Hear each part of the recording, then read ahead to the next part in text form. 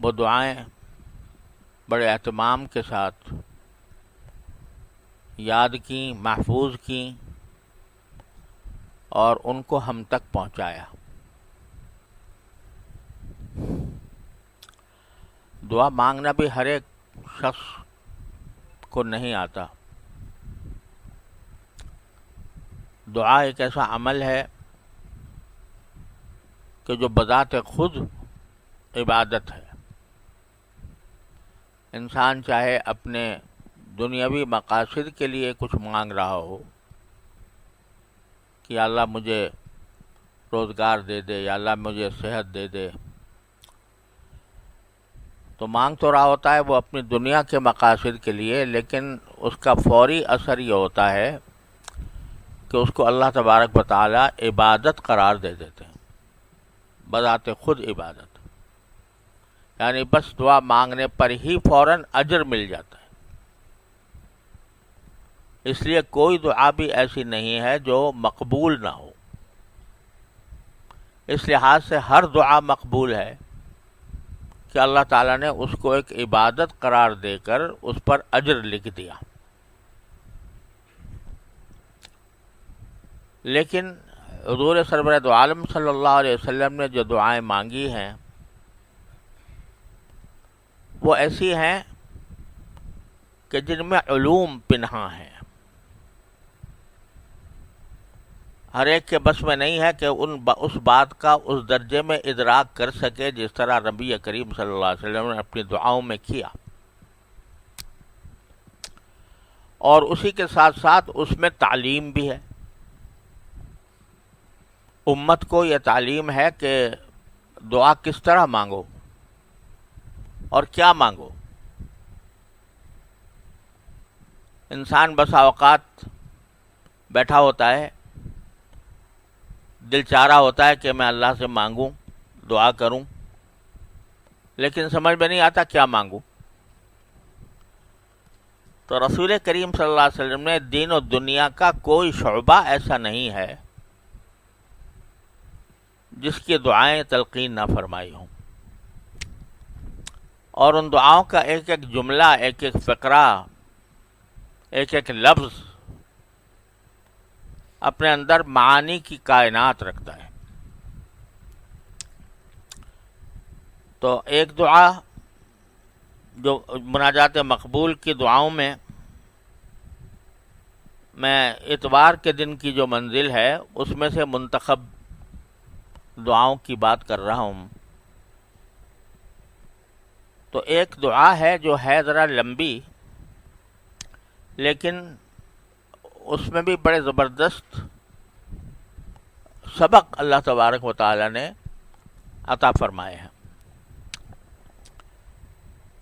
وہ پہلے میں پڑھتا ہوں اور پھر اس کا ترجمہ اور اس کا مطلب عرض کرنے کی کوشش کروں گا۔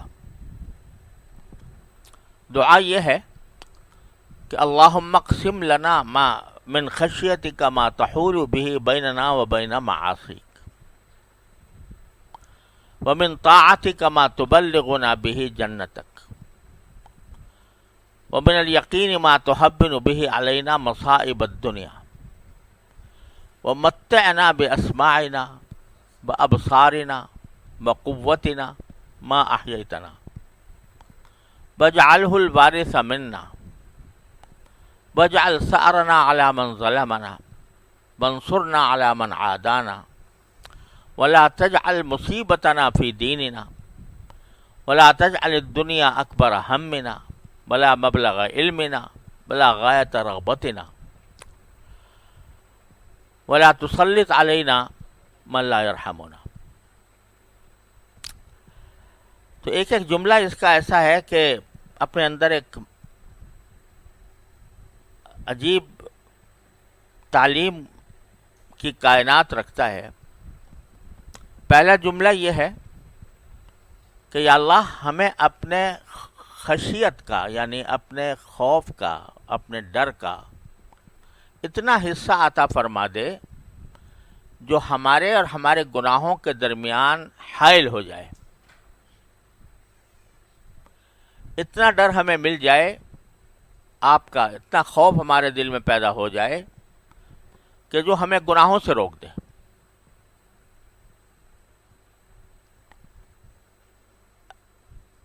اللہ تبارک و تعالی نے کی ذات ایسی ہے کہ ایک طرف وہ رحیم و کریم بھی بے انتہا ہے، اور دوسری طرف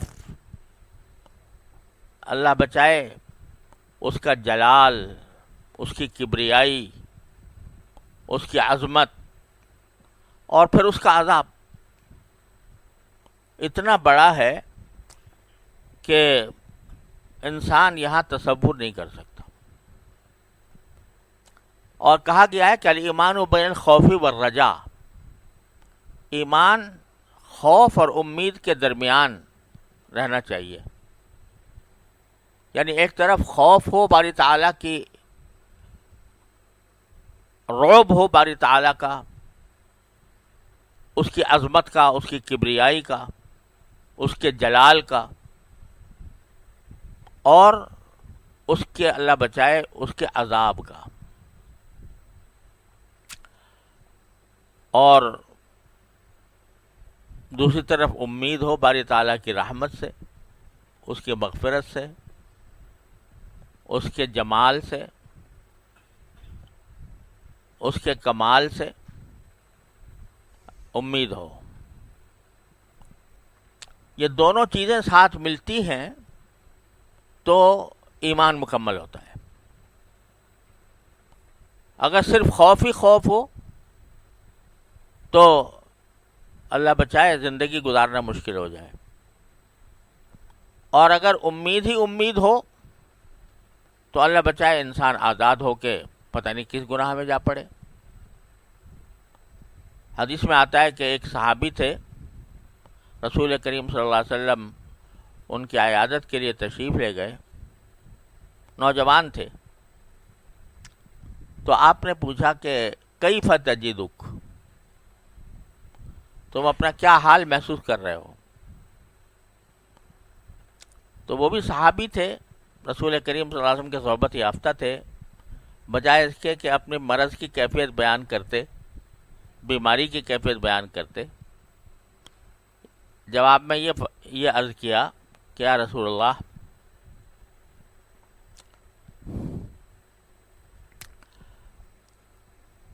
ارجو رحمت ربی و اخاف ذنوبی. میرا حال یہ ہے کہ میں اپنے پروردگار کی رحمت سے امید بھی قائم کیے ہوئے ہوں کہ دنیا سے جا رہا ہوں تو باری تعالیٰ میرے ساتھ رحمت کا معاملہ فرمائیں گے، اور اپنے گناہوں سے میں ڈر بھی رہا ہوں کہ اگر ان گناہوں پر پکڑ ہو گئی تو کیا اثر بنے گا.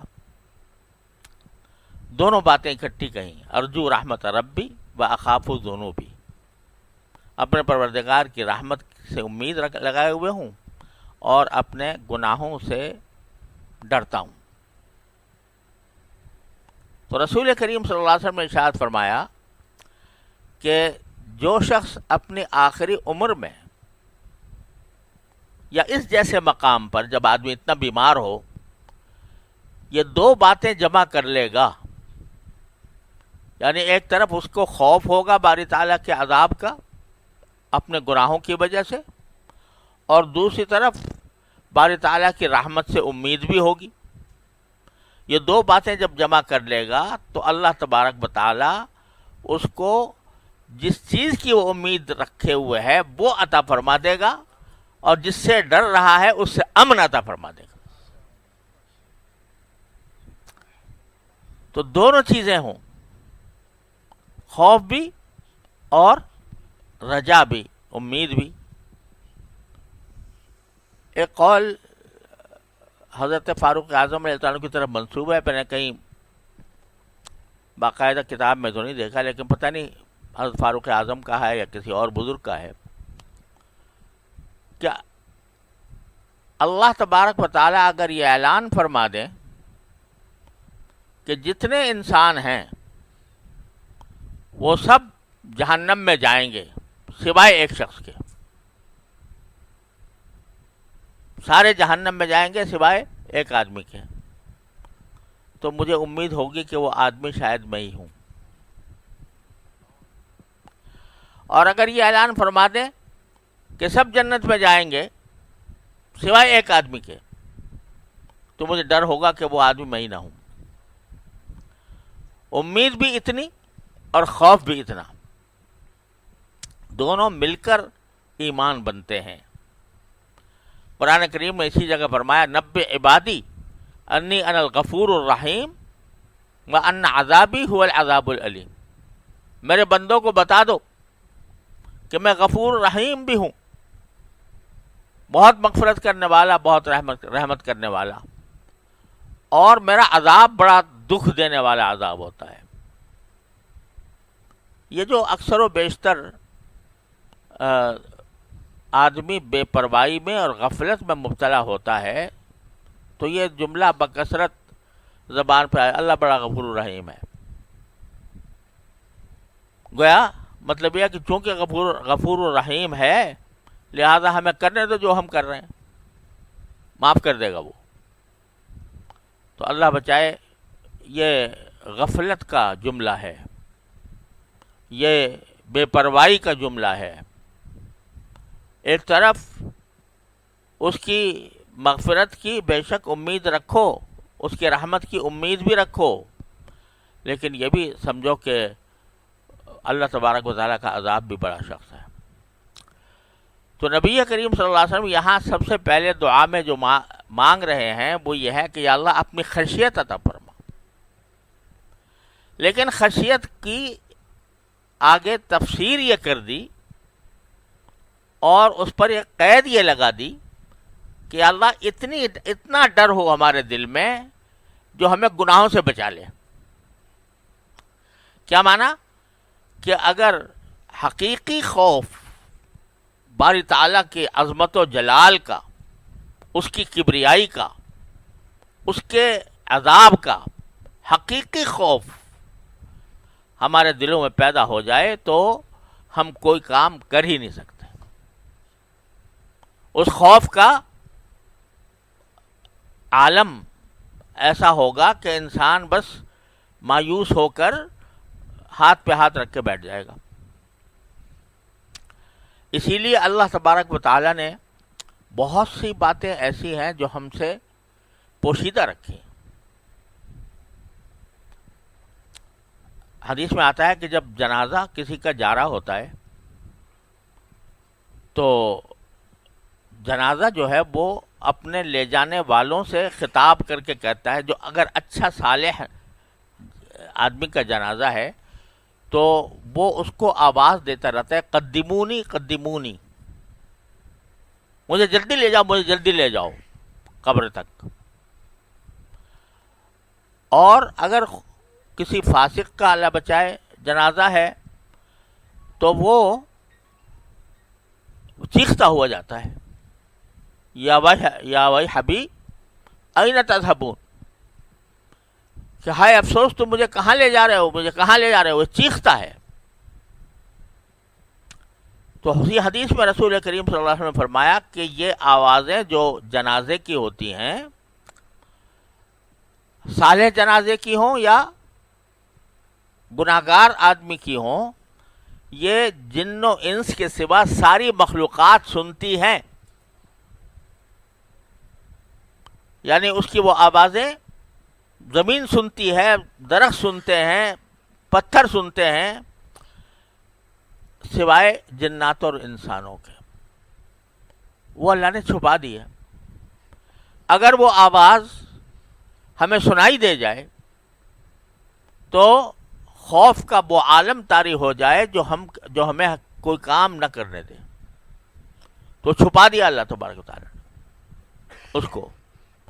قبر میں جو عذاب ہوتا ہے، اللہ بچائے،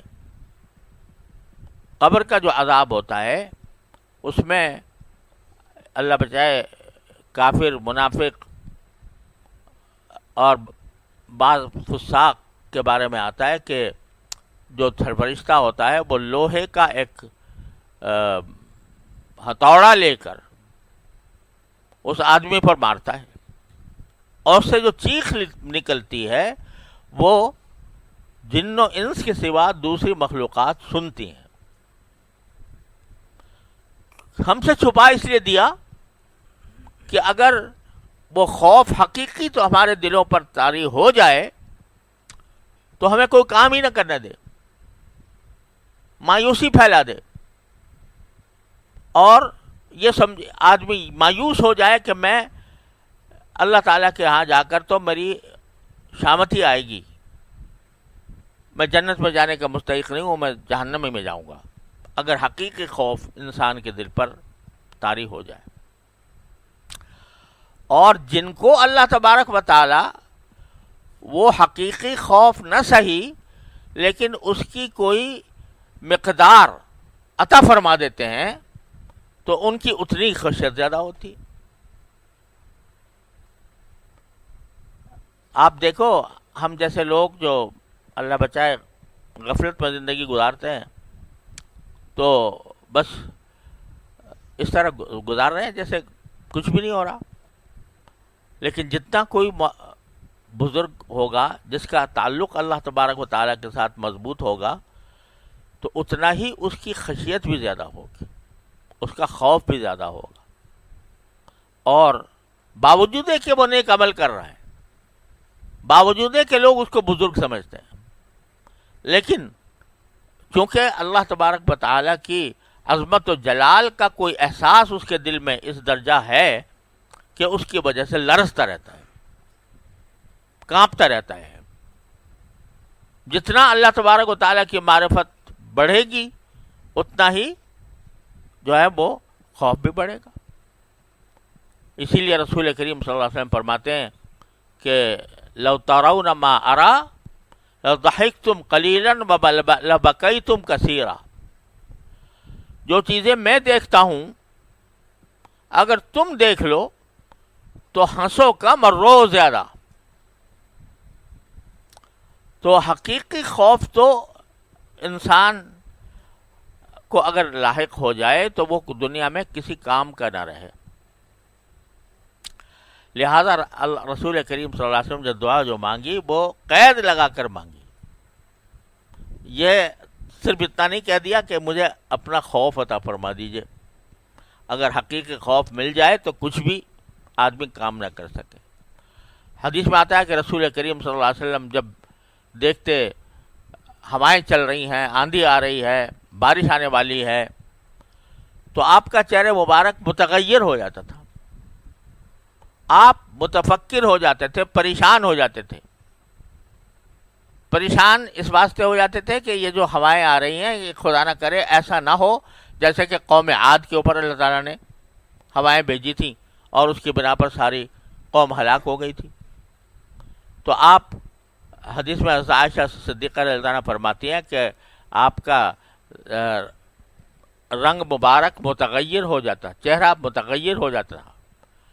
وَدَخَلَ وَخَرَجَ، کبھی آپ اندر جاتے کبھی باہر آتے گھبراہٹ کے عالم میں کہ کہیں ایسا تو نہیں ہے کہ ہم پر یہ عذاب آ رہا ہو اللہ تعالیٰ کی طرف سے. تو جتنا مقرب ہوگا بندہ اتنا ہی اس کا خوف بھی زیادہ ہوگا.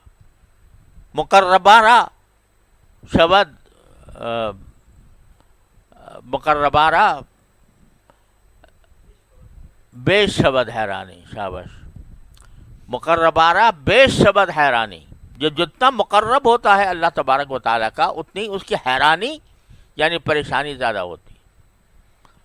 تو اللہ تعالیٰ اس کے فضل و کرم سے اللہ تبارک و تعالیٰ سے جو دعا مانگی وہ یہ مانگی یا اللہ خوف تو آپ کا پورا خوف تو ہمارے لیے قابل برداشت نہیں. آپ کی عظمت و جلال کا جو حقیقی خوف ہونا چاہیے، جو حقیقی رعب ہونا چاہیے وہ تو ہمارے لیے قابل برداشت نہیں ہے، وہ نہیں ہم مانگتے. البتہ اتنا مانگتے ہیں کہ اتنا ڈر ہو جائے دل میں پیدا کہ جب کسی گناہ کا ارادہ ہو تو وہ ڈر بیچ میں آ جائے اور ہمیں اس گناہ سے روک دے. اب مجلس جمی ہوئی ہے، مثلا دوست احباب کی ہے، عزیز و رشتہ داروں کی ہے، مجلس ہو رہی ہے، سب بیٹھے ہوئے باتیں کر رہے ہیں، مزے لے رہے ہیں گپ شپ کے، اس میں غیبت کا شروع ہو گئی، غیبت شروع ہو گئی یا غیبت کی طرف رخ مڑ گیا، تو اس وقت ہمارے دل میں یہ خوف پیدا ہو جو ہمیں غیبت سے روک دے. ایسا خوف چاہیے کہ خوف وہ پیدا ہو جو ہمیں غیبت سے روک دے، کہ غیبت کا تصور آئے کہ یا اللہ ہماری گفتگو کا رخ جو ہے غیبت کی طرف جا رہا ہے، اور غیبت کو آپ نے زنا سے زیادہ بدتر جرم قرار دیا، اور اپنے مردہ بھائی کا گوشت کھانے کے برابر قرار دیا، تو اس کا عذاب بھی کتنا سخت ہوگا. اس کی طرف ہمارا ذہن منتقل ہو جائے، یہ چیز نصیب ہو جائے تو ہر گناہ سے انسان بچ سکتا ہے. جب بھی کسی گناہ کا داعیہ پیدا ہو یا اس گناہ کا ماحول بنے، تو اس وقت اللہ کا خوف آ کر ہمیں روک دے، اس سے آگے نہیں جانا. تو یہ جو کہا جاتا ہے کانا وقافا عند حدود اللہ، اللہ کی حدوں کے سامنے جا کر رک جائے بندہ، وہ کس طرح ہوتا ہے؟ حضرت عبداللہ ابن حذافہ سہمی رضی اللہ تعالیٰ عنہ مشہور صحابی ہیں، جہاد میں تشریف لے گئے اور وہاں گرفتار ہو گئے دشمن کے ہاتھوں. اب وہ جو ان کا بڑا تھا وہ آیا اور اس نے حکم دیا کہ ایک کڑھایا بڑا جو جس میں تیل ویل جلایا جاتا ہے، کڑھایا ڈالا اور اس میں تیل ڈال کر اس کو آگ پر رکھ دیا. تیل کھولنے لگا تو حضرت عبداللہ بن حذافہ سے کہا کہ دیکھو تم اسی وقت اپنے کلمہ لا الہ الا اللہ سے رجوع کرو اور کہو کہ میں لا الہ الا اللہ کو نہیں مانتا اور میری خدائی کا اقرار کرو، ورنہ اس کڑھائی میں ڈال دوں گا جو تیل سے ابل رہا ہے. اور جہاں تک مجھے یاد ہے، پرانی دیکھی ہوئی روایت ہے کہ شاید ایک آدمی کو ڈال بھی دیا، اور وہ جب ڈالا تو اس کے جو سارے اعضاء تھے وہ جل جل کے الگ ہو گئے. یہی انجام تمہارا بھی ہوگا، دین سے پھر جاؤ. اب ایک طرف کڑھائی کے میں جلتے ہوئے تیل کا خوف ہے اور ایک طرف اللہ کا خوف ہے. ایسی حالت میں قرآن کریم نے بھی فرمایا ہے کہ جب آدمی کو موت کی دھمکی دے دی جائے اور اس کے پاس موت سے بچنے کا کوئی اور چارہ نہ ہو، تو کلمہ کفر زبان پر لانا، اس طرح کہ دل ایمان پر مطمئن ہو لیکن ان کو دکھانے کے لیے، اپنی جان بچانے کے لیے کلمہ کفر بول دینا جائز ہے.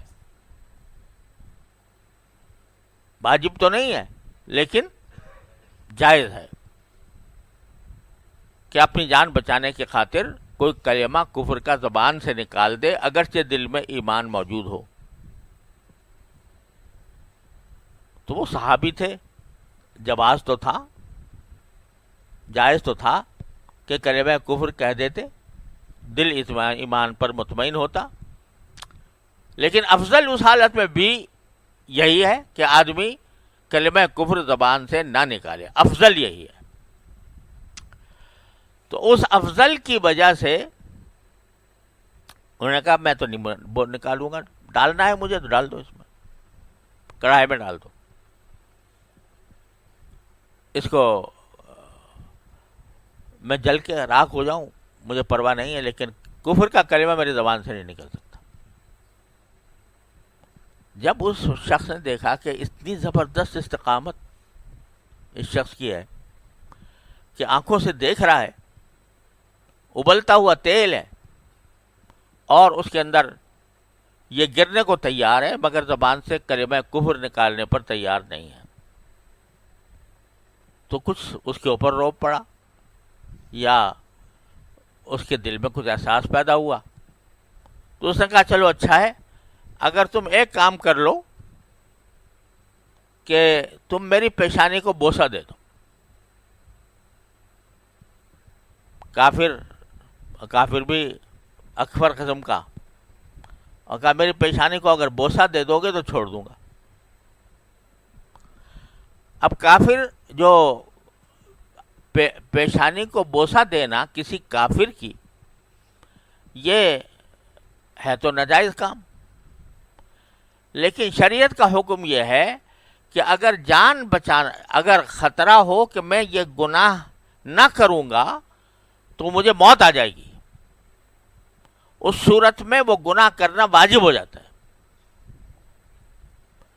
کلمہ کفر کہنا واجب نہیں ہے، صرف افضل ہے کہ نہ کہے، لیکن کلمہ کفر کہہ کر جان بچا سکتا ہے، جائز ہے، لیکن افضل نہیں ہے، واجب نہیں ہے۔ لیکن اگر کوئی گناہ پر مجبور کرے اور وہ گناہ اگر نہیں کرے گا تو موت بالکل یقینی ہے، تو اس صورت میں اپنے آپ کو اس گناہ کا ارتکاب کر کے جان بچانا واجب ہے۔ تو حضرت عبداللہ بن حذیفہ نے کہا یہ کر لوں گا، تمہاری پیشانی کو بوسہ دے دوں گا۔ تو چنانچہ انہوں نے بوسہ دیا اور رہائی پالی۔ جب یہ لشکر واپس آیا، حضرت فاروق اعظم کو پتہ چلا کہ انہوں نے ایسا کیا ہے، تو حضرت فاروق اعظم نے ان کا باہر نکل کر استقبال کیا اور ان کی پیشانی کو بوسہ دیا۔ یہ ہے وقافاً عند حدود اللہ، جہاں تک اللہ کی حدود ہیں، اللہ نے جو حد قائم کی ہوئی ہے اس کے اوپر عمل کرنا ہے۔ وہاں افضل کوئی اختیار کیا، جان چلی جائے کوئی پرواہ نہیں، میرے اس تیل کے جلتے ہوئے ابلتے ہوئے کڑھائی میں میرے اعضا جو ہیں وہ کٹ کے الگ ہو جائیں، مجھے پرواہ نہیں، لیکن کلمہ کفر زبان سے نہیں نکالوں گا۔ اور جب یہ پیشکش کی جاتی ہے کہ مجھے بوسہ دے دو تو کوئی تعامل نہیں، ہاں میں دیتا ہوں۔ اور تو خشیت جو ما تحول بہی بینا بین معاصیک، وہ خشیت جو معصیت کے اور انسان کے درمیان حائل ہو جائے، جب معصیت کا موقع آئے تو معصیت کے وقت میں اللہ تعالیٰ کا خوف مستحضر ہو جائے کہ یہ میں کام کروں گا تو اللہ تعالیٰ کے یہاں میں کیا جواب دوں گا۔ اللہ تعالیٰ ہمارے دلوں میں یہ بات پیدا فرما دے اپنے رحمت سے۔ آج کل ہم گناہوں کی دہکتی ہوئی آگ میں سلگ رہے ہیں، قدم قدم پر گناہوں کے دبائی موجود ہیں، شیطان کے ہرکارے پھر رہے ہیں کہ ہمیں صحیح راستے سے ہٹا کے اور غلط راستے پہ ڈال دیں۔ نگاہوں کی حفاظت مشکل ہو گئی ہے، اور پہلے جو کام سنیماؤں میں اور نائٹ کلبوں میں ہوتے تھے وہ اب خلوت میں کمرے کے اندر ایسا آلہ موجود ہے کہ جس کے ذریعے ہم تنہائی کے اندر جو چاہیں کر سکتے ہیں، جو گناہ چاہیں کر سکتے ہیں۔ اب یہاں پر درکار ہے وہ خشیت جو ہمارے اور گناہ کے درمیان حائل ہو جائے۔ ہمارے حضرت والا حضرت عارفی قدس اللہ تعالیٰ سرہ فرمایا کرتے تھے کہ اگر کسی شخص کو یہ اختیار دیا جائے اللہ تعالیٰ کی طرف سے، میں تمہارے سارے گناہ معاف کر دوں گا، لیکن ایک شرط ہے، اور وہ شرط یہ ہے کہ تمہاری ساری زندگی کی، اول سے لے کر آخر تک ساری زندگی کی فلم چلائیں گے ہم تمہارے ماں باپ کے سامنے، تمہارے بیوی بچوں کے سامنے۔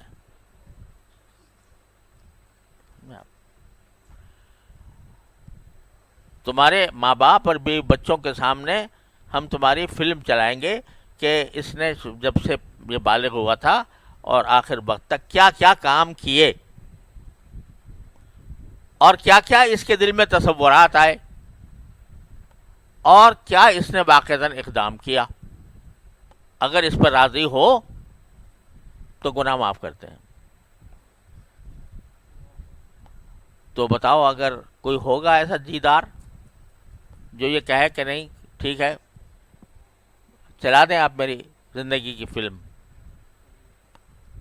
کوئی جیدار اس پر تیار نہیں ہوگا، یا اللہ اس کے بغیر ہی معاف کر دیجیے۔ کیوں؟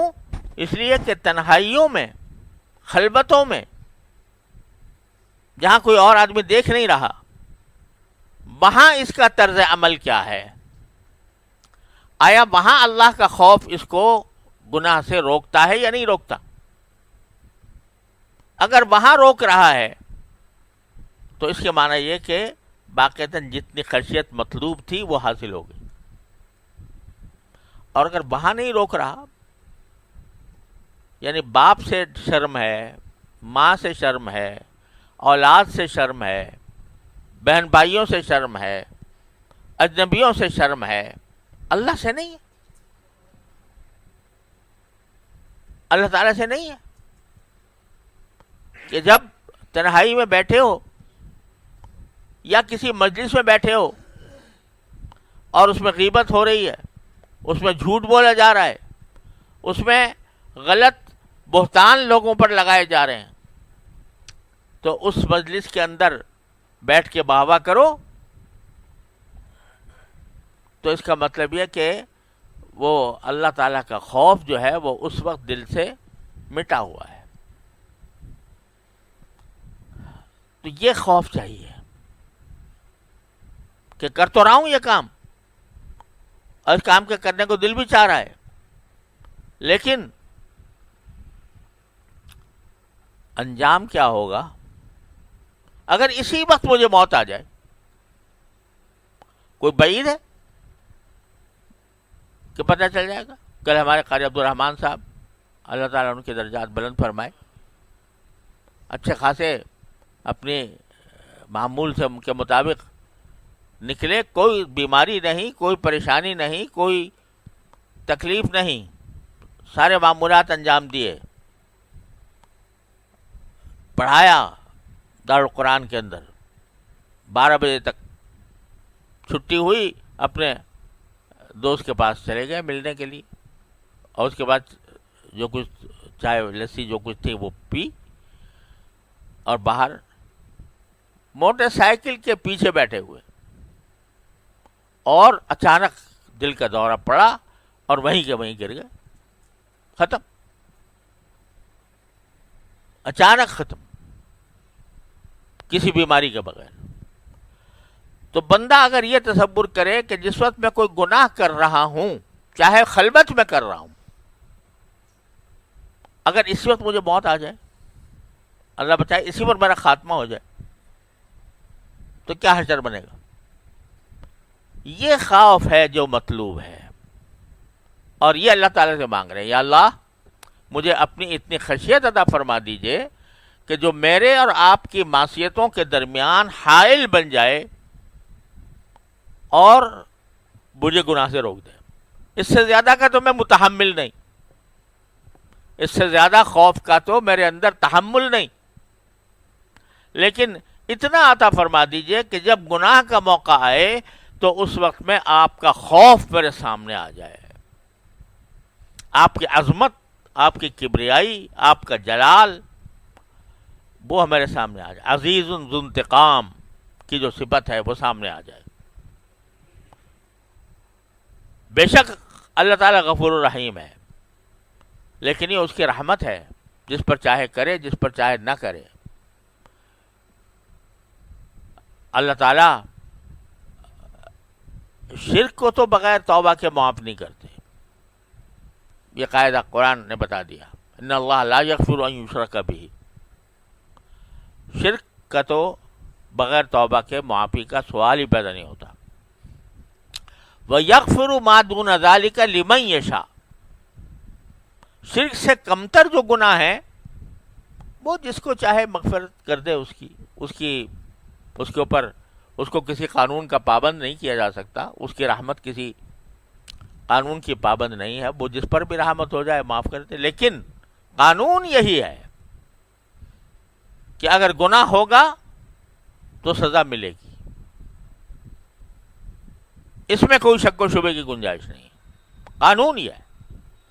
تو بندہ جب گناہ کا کوئی داعیہ پیدا ہو یا اس کا کوئی موقع آئے یا ماحول پیدا ہو تو اس وقت میں اس خشیت کو مستحضر کرنے کی ضرورت ہے کہ اللہ تعالیٰ کو کیا جواب دوں گا۔ یہاں ایک اور بات بھی یاد رکھنی چاہیے، بعض اوقات انسان کا نفس یا شیطان انسان کو یہ بہکاتا ہے کہ بے شک اللہ تعالیٰ کا عذاب بڑا سخت ہے، لیکن اسے توبہ کا بھی تو وعدہ کر رکھا ہے کہ میں توبہ بندہ کرے گا تو معاف کر دوں گا۔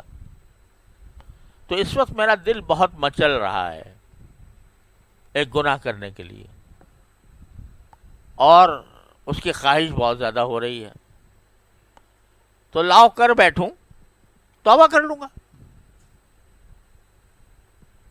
توبہ کر لوں گا تو اب سب معاف ہو جائے گا۔ یہ شیطان کا بہت بڑا دھوکہ ہوتا ہے۔ اللہ تعالیٰ ہر مسلمان کی اس سے حفاظت فرمائے۔ وجہ کیا کہ اول تو بھائی تمہیں اتنا کہاں سے گارنٹی مل گئی کہ توبہ کرنے تک زندہ رہو گے؟ زندگی اتنی ہوگی کہ توبہ کر سکو؟ اور اللہ بچائے، گناہ کی ایک خاصیت یہ ہے کہ حدیث میں آتا ہے نا، جب بندہ کوئی گناہ کرتا ہے تو اس کے دل پر ایک سیاہ نقطہ لگ جاتا ہے۔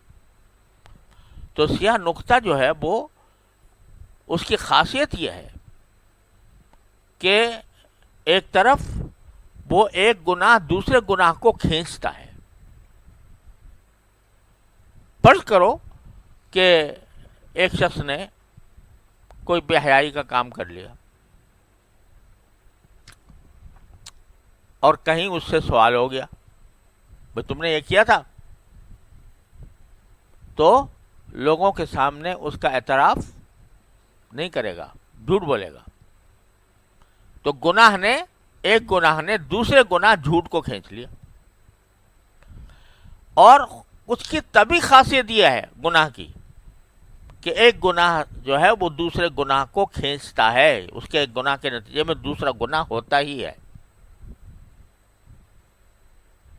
تو کیا پتا کہ گناہ کرنے کے بعد جو اس وقت جذبہ ہے یہ کہ بھئی میں توبہ کر لوں گا، وہ جذبہ بعد میں بھی باقی رہے گا۔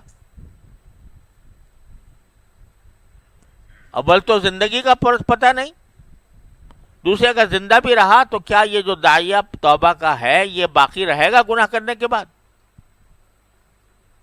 کہیں ایسا تو نہیں ہے کہ جب گناہ کی ایک لذت محسوس ہوئی تو اس لذت کے وجہ سے اور دل چاہا کہ چلو ایک اور کر لوں، پھر کر لوں گا توبہ، پھر ایک اور کر لوں، پھر توبہ کر لوں گا۔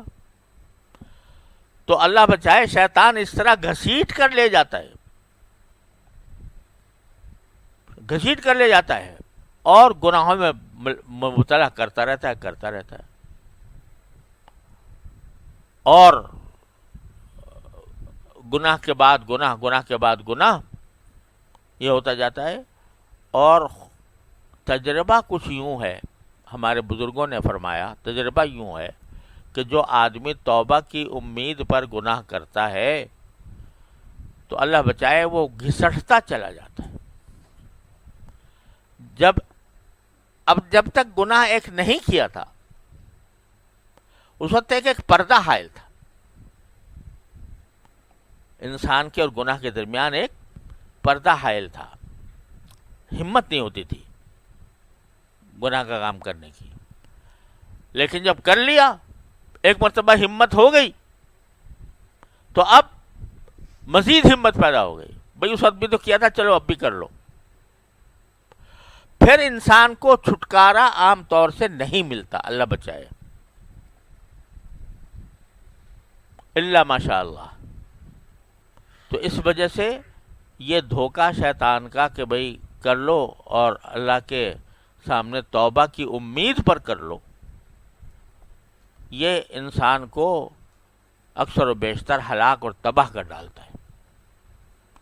لہذا ضرورت اس بات کی ہے، اللہ تبارک و تعالیٰ اپنی رحمت سے ہمیں عطا فرما دے کہ بر وقت، جس وقت گناہ کا کوئی تقاضا دل میں پیدا ہو رہا ہے،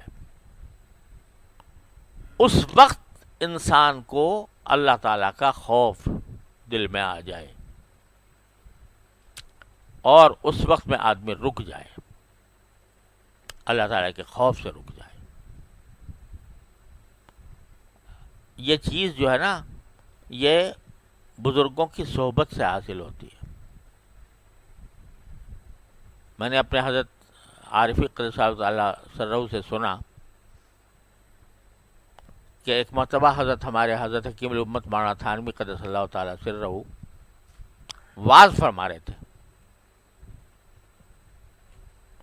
اور حضرت کے مواعظ جن لوگوں نے اس کا مزہ چکھا ہے تو یہ دیکھا ہوگا کہ اس میں جو باتیں اکثر و بیشتر آتی ہیں، ایسے نکات آتے ہیں جن کے بارے میں تقریباً یقین ہوتا ہے کہ ملہم من اللہ ہے، اللہ تعالیٰ کی طرف سے الہام ہوا ہے ان کا.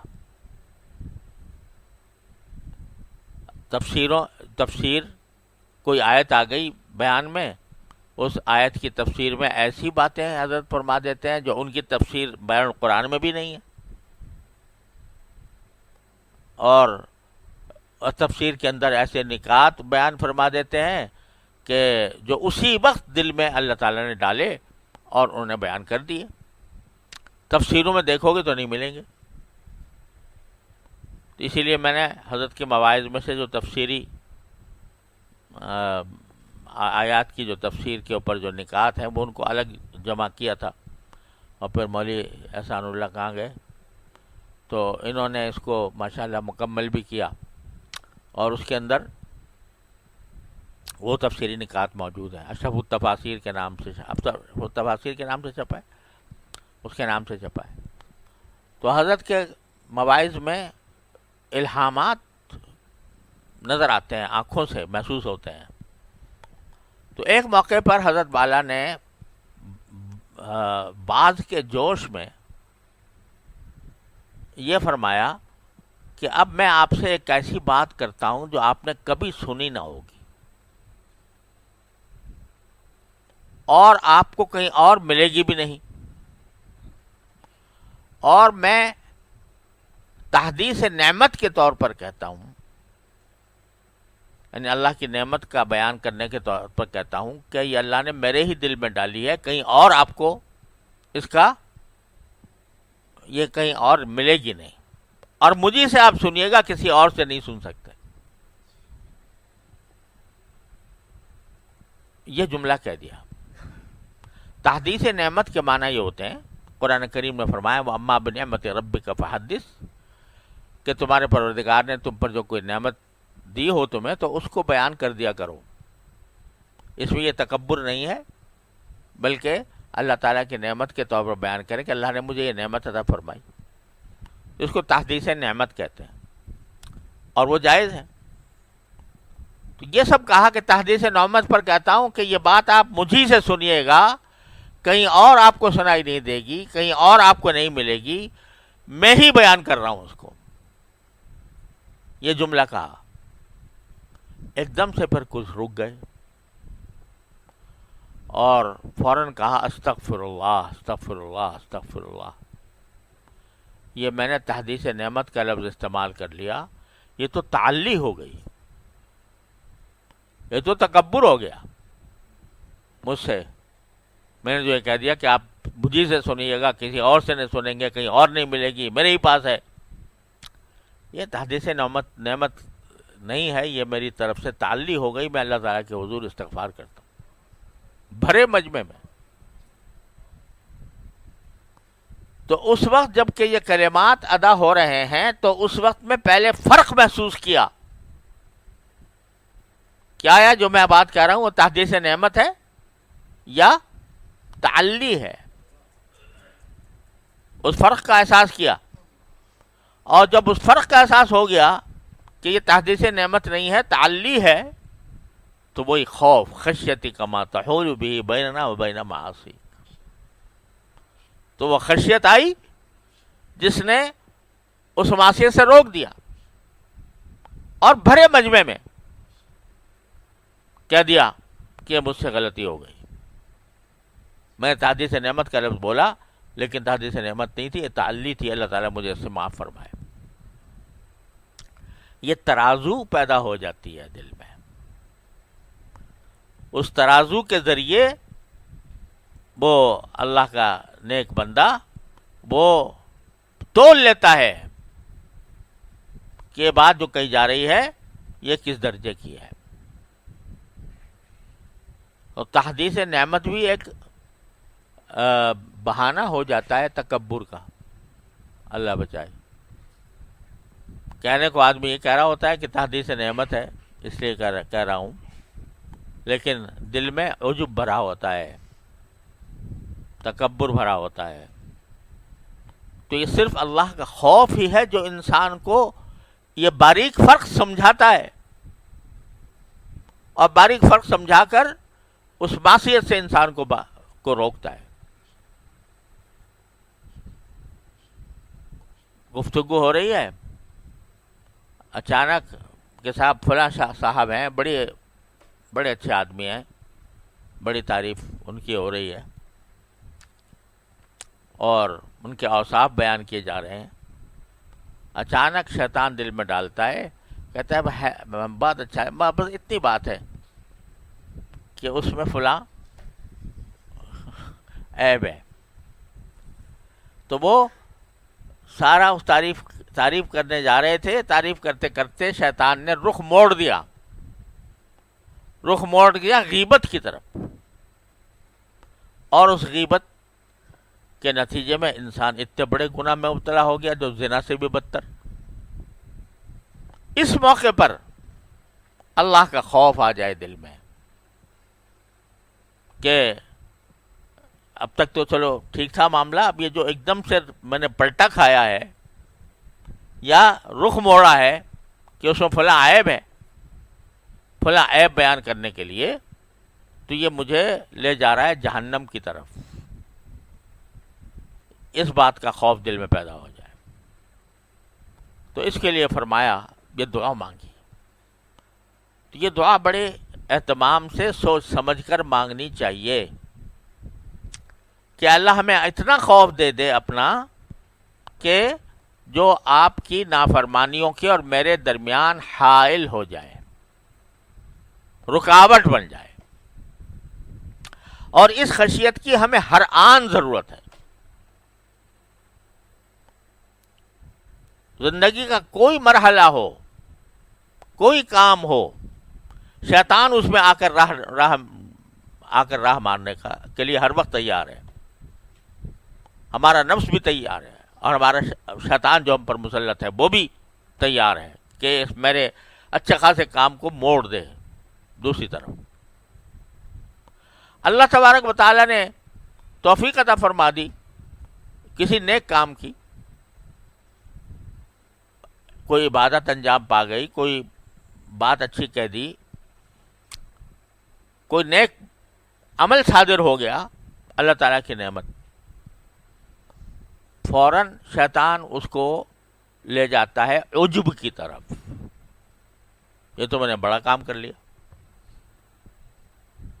یہ تو بہت اعلیٰ فعل مجھ سے ہو گیا. تو وہ ایک دم سے رخ موڑ کر گناہ کی طرف لے جا رہا ہوتا ہے. اگر وہی بات، وہی کام جو اللہ تعالیٰ کی توفیق سے اچھا ہوا، اس پر بندہ شکر ادا کر لے کہ اللہ آپ کا شکر ہے کہ آپ نے مجھ سے یہ کام کرا لیا، تو یہاں شیطان کا راستہ بند ہو گیا۔ اسی لیے کہتے ہیں کہ شکر جو ہے وہ بہت سے باطنی امراض کا جو ہے وہ علاج بھی ہے، اور اس سے باطنی امراض سے بچانے کا ذریعہ بھی ہے۔ کوئی بھی عمل اللہ تبارک و تعالیٰ جس کی توفیق عطا فرما دے، نیک عمل، تو اس پر اللہ تبارک و تعالیٰ کا شکر کہ یا اللہ آپ نے اپنے فضل و کرم سے مجھ سے یہ کام کرا لیا، میں آپ کا شکر ادا کرتا ہوں۔ تو یہاں سے عجب کا راستہ بند ہو جاتا ہے۔ اگر شکر نہ ہوا اور اچھا کام نظر آیا اپنا، تو وہیں شیطان آ کے راہ مار دے گا کہ تو نے بڑا زبردست تیر مار دیا، تو نے بہت بڑا عظیم کارنامہ انجام دے دیا۔ انسان کو عجب میں مبتلا کر دے گا، خود پسندی میں مبتلا کر دے گا۔ اور عجب جو ہے یہ مقدمہ ہوتا ہے کبر کا اور تکبر کا۔ جب ایک مرتبہ خود پسندی اپنے اندر آ گئی تو پھر وہ آگے تکبر تک لے جاتی ہے۔ تو خلاصہ یہ ہے بھائی، اللہ تعالیٰ باتیں تو میں نے بنا لی، لیکن اللہ تعالیٰ توفیق عطا فرمائے کہ جب موقع ہو کوئی ایسا جس میں انسان کی زندگی کا رخ گناہ کی طرف مڑنے والا ہو، اس کا کوئی تقاضا پیدا ہو رہا ہو، اس کا کوئی داعیہ پیدا ہو رہا ہو، تو آدمی کو اللہ کا خوف دل میں آ جائے اور پھر وہ اس سے رک جائے۔ جن بعض گناہ تو ایسے ہیں کہ جو ہر انسان کو پتہ ہے کہ گناہ ہے، اور جن کو ذرا اہتمام ہوتا ہے تو وہ اس سے بچنے کی کوشش بھی کر لیتے ہیں۔ لیکن ایک گناہ جس کا میں بار بار ذکر کرتا ہوں، وہ غیبت کا گناہ۔ یہ ایسا ہے کہ اس میں گفتگو کا رخ کسی نہ کسی طرح غیبت کی طرف مڑ جاتا ہے، بندے کو اس کا احساس نہیں ہو پاتا۔ مجلس جمی ہوئی ہے، اس میں بات چیت ہو رہی ہے، اس میں گفتگو جو ہے وہ کسی کی غیبت کی طرف چل پڑی، تو یا تو خود مبتلا ہو گیا، یا کم از کم جس طرح غیبت کرنا گناہ ہے اسی طرح غیبت سننا بھی گناہ ہے۔ ایک مجلس میں غیبت ہو رہی ہے، آپ وہاں پر بیٹھے ہو تو اور سن رہے ہو، نہ اس کو ٹوکتے ہو، نہ اس کا رخ پھیرتے ہو، اور مجلس میں شریک ہو، یہ بھی گناہ ہے۔ لہذا اس وقت میں اگر اللہ تعالیٰ کا خوف دل میں پیدا ہو جائے کہ یہ جو میں سن رہا ہوں غیبت کے کلمات، یہ سننا میرا اللہ بچائے مجھے عذاب کی طرف لے جائے گا، باری تعالیٰ کی ناراضی کا سبب ہوگا، تو پھر وہ اس کے اندر جرأت پیدا ہو جائے گی اس بات کی کہ یا تو روک دے غیبت کرنے والے کو کہ بھئی ابھی غیبت ہو رہی ہے، اب ہم آگے سننے کو تیار نہیں، صاف صاف روک دے۔ لوگوں سے کیا شرم کہ بھئی کہیں گے تو لوگ برا کہیں، کہنے دو، یا پھر کم از کم اتنا ہو کہ اس مجلس سے اٹھ جائے، یا تو رخ موڑنے کی کوشش کر لے بات کا، اور اگر بات کا رخ نہیں مڑ رہا تو کم از کم اتنا کرے کہ وہاں سے اٹھ جائے۔ شیطان یہیں پر آ کر ڈنک مارتا ہے، ارے بھائی اٹھ کے چلے جاؤ گے تو کیا کہیں گے لوگ، بھری مجلس سے اٹھ کے چلا گیا۔ اگر میں اس کو روک دوں گا یا اس کا رخ بدلوں گا تو لوگ کیا کہیں گے، کہیں گے بڑا آیا بڑا پاک باز، بڑا متقی، جو ہمیں اس بات سے روک رہا ہے. تو یہ خوف پھر تو خوف لوگوں کا ہو گیا نا، پھر انسانوں کا خوف ہو گیا، مخلوق کا خوف ہو گیا. خالق کے خوف سے مخلوق کے خوف کی طرف منتقل ہو گئے.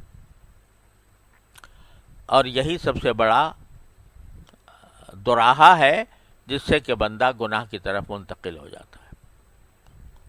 تو یہ چیز حاصل اسی وقت ہوگی جب توفیق ہوگی اللہ تعالیٰ کی طرف سے. اس لیے رسول کریم صلی اللہ علیہ وسلم نے دعا مانگی کہ یا اللہ میں آپ کی خشیت کا کم از کم اتنا حصہ چاہتا ہوں کہ جو میرے اور گناہوں کے درمیان حائل بن جائے. یہ مانگنا چاہیے. یہ ایسے ہی نہیں کہ بس آپ نے مانگ لیا. یہ دعا تلقین فرمائی گئی ایک طرح سے کہ ہر آدمی مانگا کرے، یہ دعا مانگا کرے یا اللہ میں شیطان میرے دشمن ہیں، کسی بھی وقت مجھے گناہ کی طرف لے جا سکتے ہیں، تو ان کا مقابلہ کرنے کے لیے اپنی خشیت اتنی عطا فرما دیجئے کہ جو مجھے گناہ سے روک لے. اگر یہ الفاظ یاد ہو جائیں تو سب سے اچھی بات ہے. رسول کریم سرور عالم صلی اللہ علیہ وسلم کے الفاظ میں بھی برکت ہے. الفاظ جو ہے نا یہ بھی عجیب چیز ہے. حضرت براء ابن عازب رضی اللہ تعالیٰ عنہ صحابی ہیں اور کمسن صحابہ کرام میں سے، جو حضور اقدس صلی اللہ علیہ وسلم کے زمانے مبارک میں کمسن تھے. تو رسول کریم صلی اللہ علیہ وسلم نے ایک مرتبہ ان کو یہ تعلیم دی کہ جب تم سونے کے لیے بستر پر جانے لگو تو یہ دعا یہ کہا کرو. الفاظ تلقین فرمایا اللہم انی اللہم اسلمت نفسی الیک وفوضت امری الیک والجأت ظہری الیک لا ملجأ ولا منجا منک الا الیک اللہم آمنت بکتابک الذی انزلت وبنبیک الذی ارسلت. ایک ایک لفظ میں ایک کائنات ہے. یا اللہ میں نے اپنے نفس کو آپ کے سپرد کر دیا، اسلمت نفسی الیک وفوضت امری الیک، اور میں نے اپنے سارے معاملات آپ کے سپرد کر دیے. والجأت ظہری الیک، اور اپنی پشت کو بھی آپ کی طرف آپ کی پناہ لے لی. پھر اللہم آمنت بکتابک الذی انزلت، اے اللہ میں آپ کی جو کتاب آپ نے نازل فرمائی اس پر ایمان لایا. بنبیک الذی ارسلت، اور اس نبی پر ایمان لایا صلی اللہ علیہ وسلم جو آپ نے بھیجے. فرمایا یہ اور یہ تمہارے آخری کلمات ہونے چاہیے، یعنی نیند سے پہلے آخری کلمات یہ ہونے چاہیے. اللہ. اور پھر حضرت براء ابن عازب سے کہا سناؤ یہ کلمات کیا ہیں. تو انہوں نے سنائے اللہم انی اسلمت نفسی الیک وفوضت امری الیک والجأت ظہری الیک، تو پورے صحیح سنائے. پھر آگے اللہم آمنت بکتابک الذی انزلت وبرسولک الذی ارسلت. حضور اقدس صلی اللہ علیہ وسلم نے جو دعا تھی اس میں تھا نبیک الذی ارسلت. حضرت براء ابن عازب نے بات دہراتے ہوئے وہ نبی کا کو رسول سے تبدیل کر دیا. بنبیک الذی ارسلت کے بجائے برسولک الذی ارسلت پڑھ دیا. تو آپ نے فرمایا نہیں، وہی کہو بنبیک الذی ارسلت. اب بظاہر تو کوئی لفظوں میں کوئی فرق نہیں. آپ نے جو نبی بھیجا اس پر میں ایمان لایا، آپ نے جو رسول بھیجا اس پر ایمان لایا. مراد تو رسول کریم صلی اللہ علیہ وسلم ہے، تو چاہے نبی کا لفظ کہہ دیں چاہے رسول کا لفظ کہہ دیں معنی تو ایک ہی ہے. لیکن آپ نے فرمایا نہیں، جو میں نے لفظ کہا ہے وہ کہو بنبیک الذی ارسلت. تو معلوم ہوا کہ لفظوں میں اپنی تاثیر ہے. وہی معنی آپ اپنے الفاظ میں ادا کر دو، اس میں وہ تاثیر نہیں ہوگی جو تاثیر رسول کریم سرور دو عالم صلی اللہ علیہ وسلم کے سکھائے ہوئے الفاظ میں ہے۔ اس لیے دعاؤں میں اچھا تو یہی ہے، کوشش ہر مسلمان کو کرنی چاہیے کہ الفاظ بھی یاد کرے، دعاؤں کے الفاظ یاد کرے۔ ہمارے بہت سے ساتھی ایسے ہیں جنہوں نے پوری مناجات مقبول حفظ کر رکھی تھی، اور ان کو دیکھنے کی ضرورت ہی نہیں ہوتی تھی، جو کچھ جو دعائیں ہیں وہ بس کرتے چلے جاتے تھے۔ اللہ تعالیٰ تو ہمیں بھی توفیق دے دے اسی کی۔ لیکن اگر بالفرض الفاظ یاد نہ رہیں تو کم از کم مفہوم اور اس کے معنی ہی مانگ لیا جائے۔ یا اللہ مجھے اتنا خوف اپنا دے دیجئے کہ جس کے ذریعے میں آپ کی معصیتوں سے رک جاؤں، گناہوں سے رک جاؤں۔ اس دعا کا معمول بنا لینا چاہیے، اپنی دعاؤں کے اندر اس کو اہمیت کے ساتھ شامل کرنا چاہیے، کیونکہ یہ انسان کو اللہ تعالیٰ کی ناراضی سے بچنے کا بہترین نسخہ ہے۔ اور یہ دعا ایسی ہے کہ انشاءاللہ قبول ضرور ہوگی۔ اگر ہم بعض اوقات کوئی ایسی چیز مانگتے ہیں باری تعالیٰ سے جو ہمیں تو اچھی لگ رہی ہے، لیکن اللہ تبارک و تعالیٰ کی علم میں وہ ہمارے لیے مناسب نہیں ہے، تو بعض اوقات اللہ تعالیٰ وہ چیز ہمیں نہیں دیتے جو ہم مانگ رہے ہیں، اس سے بہتر کوئی چیز دے دیتے ہیں۔ لیکن اللہ تعالیٰ کا وہ خوف جو انسان کو گناہوں سے روک دے، یہ اچھی چیز ہے بری چیز ہے؟ ظاہر اچھی ہے، اور ایسا نہیں ہو سکتا کہ ہمارے لیے مناسب نہ ہو اور اس کی جگہ کوئی اور چیز زیادہ مناسب ہو، یہ تو ہو نہیں سکتا۔ لہذا ملے گا ضرور، مانگنے والا چاہیے، مانگنے والا چاہیے، وہ ملے گی ضرور انشاءاللہ۔ اس یقین کے ساتھ انسان کو مانگتے رہنا چاہیے، یا اللہ مجھے اپنا اتنا خوف عطا فرما دے جو میرے اور آپ کی معصیوں کے درمیان حائل ہو جائے۔ دیکھو، یہ بھی نہ سمجھنا چاہیے کہ یقین تو پکا ہے کہ انشاءاللہ ضرور ملے گی، لیکن بعض اوقات بندے کا گڑ گڑانا بھی اللہ تعالیٰ کو پسند آتا ہے۔ یعنی کوئی چیز جلدی اس لیے نہیں عطا کی جاتی کہ اللہ میاں کو پسند ہے کہ مجھ سے مانگے، ابھی نہیں دے رہے، اور مانگ، اور مانگ، اور گڑ گڑا، تو اللہ تعالیٰ کو بندے کی یہ ادا پسند آتی ہے۔ اس کی وجہ سے بعض اوقات وہ ملنے میں کچھ وقت لگ جاتا ہے، یہ نہ سمجھے کہ یہ رد ہو گئی، رد ود نہیں ہوتی، لیکن وہ اللہ تبارک و تعالیٰ چاہتے ہیں کہ بندہ مانگے، مانگنا پسند ہے اللہ تعالیٰ کو، تو اس لیے استقامت کے ساتھ مانگے، مسلسل مانگے، تو پھر اللہ تبارک و تعالیٰ عطا فرما ہی دیتے ہیں۔ اللہ تعالیٰ اپنے فضل و کرم سے، اپنے رحمت سے ہم سب کو عطا فرما دے۔ وصلی اللہ تعالیٰ علی خیر خلقہ سیدنا محمد وعلی آلہ وصحبہ اجمعین۔